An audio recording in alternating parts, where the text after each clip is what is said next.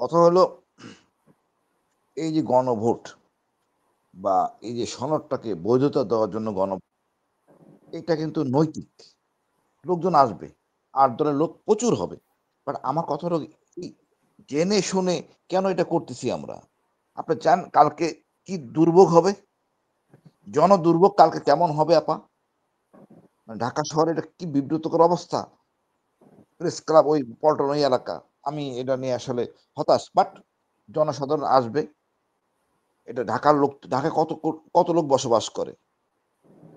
একটা মোটা অংশের লোক আসলেই তো লোক ঢাকা শহর মানে ভরে যায় ওই এলাকাটা। তো লক্ষ লোক আসবে। আসলে কথা হলো সরকারকে প্রেশারে রাখা। সরকার যেন একটা সিদ্ধান্তে আসে এই গণভোটের ব্যাপারে। এটা উচিত ছিল রাজনীতিবিদরা বসে একটা সিদ্ধান্ত নেওয়া। একদিন না হোক, আপনি ১ মাস আগে করেন। এটা এমন কোন ডিফিকাল্ট কাজ না যে নির্বাচন করা যাবে না গণভোটের। গণভোটের বৈধতা তো লাগবে। এই সরকারের সবাই বিপদে পড়বে। এই ডক্টর তো ইউনূস এটা থেকে শুরু ঐক্যমত্য করে কমিশন কেন সমাধান দিয়ে যেতে পারল না? ঐক্যমত্য কমিশন কেন সমাধান দিয়ে যেতে পারল না? এখন একটা বিশৃঙ্খলা তৈরি করলো দলগুলোর মধ্যে। আপনার আচ্ছা আপনার ঐকমত্য করারই ভুল হইছে। গত ১৫ বছর কারা ছিল সরকারে? এই যে আপনার এই আমাদের মিলন ভাইয়া ছিল আর আওয়ামী লীগ ছিল। এরা তো বাদ। যাদের নিয়ে আলোচনা করতেছে তার কি সরকারে ছিল? তাদের সরকারে ছিল না। কেন আলোচনা করতে গেছেন?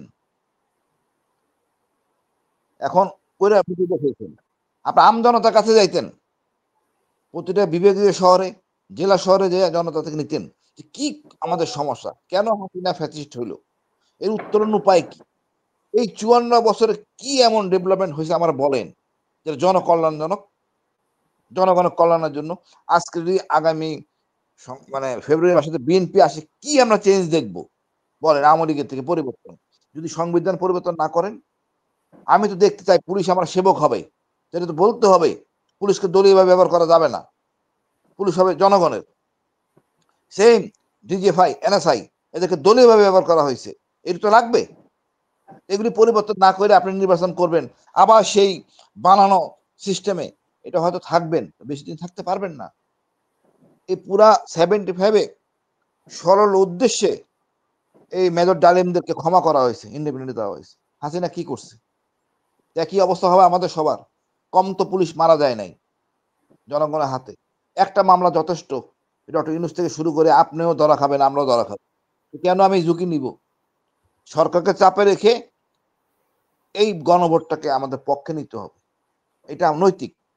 জামাত কাল এখন করতেছে। হাসিন ভাই এখানে গণভোট যে করবে তারপরে এখানে তো সব দল কথা বলে নাই। যেমন জাতীয় পার্টি বাইরে ছিল, দোসর বলা বলা হয় জাতীয় পার্টিকে। আরো অনেক দল ছিল না। তো ২৫ টা দল নিয়েই কি আসলে গণভোট? এখন তো ২৫ টা দলের মধ্যে তো আপনি বিএনপির কি সাথে আপা অনেক দল আছে আপা যারা এখন চায় না। আপা দল বলতে বুঝি কিছু নেতা। সত্যিকার অর্থে এই যে ভাই বললেন, মিলন ভাই অনেক কথাই বললেন। এই যে আওয়ামী লীগ কোন মানে অনুতপ্ত অনুশোচনা নাই। আমাকে মিলন ভাইদের এই যে অর্থাৎ জাতীয় পার্টির কি অনুশোচনা আছে? বলতে পারতেন না জাতীয় পার্টি? আমরা ভুল করছি। আমরা ভারতের কথায় না উনি বাধ্য তো বলে হইছি। যে উনারা আমরা করি আন্দোলনে ছিলেন। না, হাজি এই মিলন কথাগুলি ভাই তো আমরা শুনতে চাই। আপা আমরা তো এই কথা শুনতে চাই যে আমাদের যে জাতীয় পার্টির প্রধান ভারতে গেলেন এসে বললেন ভারত কি বলছে এটা বলতে পারবো না অনুমতি ছাড়া। আমরা তো ওই কথাটা শুনতে চাই না মুখ থেকে। আমি কেমনে আস্থায় রাখবো? আমি তো ওটাকে চর মনে করি। সত্য কথা। আওয়ামী লীগ মানে বলে ভারতের দল। জাতীয় পার্টি তার অনুসারী। সুতরাং ওনারা যদি পরিষ্কার না করেন, আমরা নিজেরা অনুতপ্ত, আর আমরা করব না। আমরা দেশকে ভালো দেশ নিয়ে চলবো। ভারতকে আমরা ঘৃণা করি। বলুক পরিষ্কার করে। জিনিসটা পরিষ্কার হয়ে যাইত। কেউ অনুতপ্ত হচ্ছে না। এই যে দেখেন আপা এত গুম খুন হইলো। পুলিশ কিন্তু অনুতপ্ত হইছে। পুলিশের আইজিবি 164 করছেন, র‍্যাব করছেন। এখনো কিন্তু আমাদের ওই সেনাবাহিনীর উপরে জেনারেল যারা কেউ অনুতপ্ত হন। মানসিক অনুতপ্ত, অনুশোচনা এটা হলো মূল্যবোধের ব্যাপার। আপনি ভুল করছেন ঠিক আছে।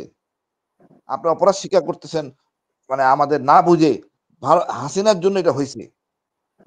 আমাদের সেনা অফিসারও তো কেউ গুম এক্সপার্ট ছিল না। এটা বাধ্য হইছে। এমনকি জিয়াউল হাসান এ তো জন্মসূত্রে খুনি না। তাকে খুনি বানানো হইছে। এটা হুম। বলতে কি অসুবিধা? কেউ সরল সরল বাক্যে স্বীকার করতেছে না। এই ভয়, এই মানে অনৈতিক মানে কর্মকাণ্ড জন্য আমাদের আসলে দরকার সংবিধানটা সংস্কার, চরমভাবে সংস্কার। মানে কিরকম সংস্কার করা উচিত? ক্ষমতা কমাইতে হবে, ক্ষমতাটা কমাইতে হবে প্রধানমন্ত্রী, সব ক্ষমতা তার হাতে দেওয়া যাবে না, তাইলে সে ফ্যাসিস্ট হয়ে যাবে। সিস্টেমটা চেঞ্জ করেন। আপনাকে বিচারককে স্বাধীন করতে হবে, কোনো সন্দেহ নাই। বিচারক কারো কথা শুনবে না। এমন বিচারককে স্বাধীন করলেন, বিচারকের সুযোগ সুবিধা দিলেন না, তাইলে তো হবে না।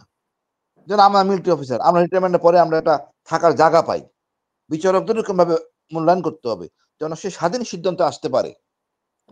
কিন্তু আমাদের কি অবস্থা দেখেন, এটা এমন ভাবে কাজ, পুলিশের সাব ইন্সপেক্টর সে যে বেতন পায় সে চলতে পারে না, তখন সে অন্যায় পথে আশ্রয় নেয়।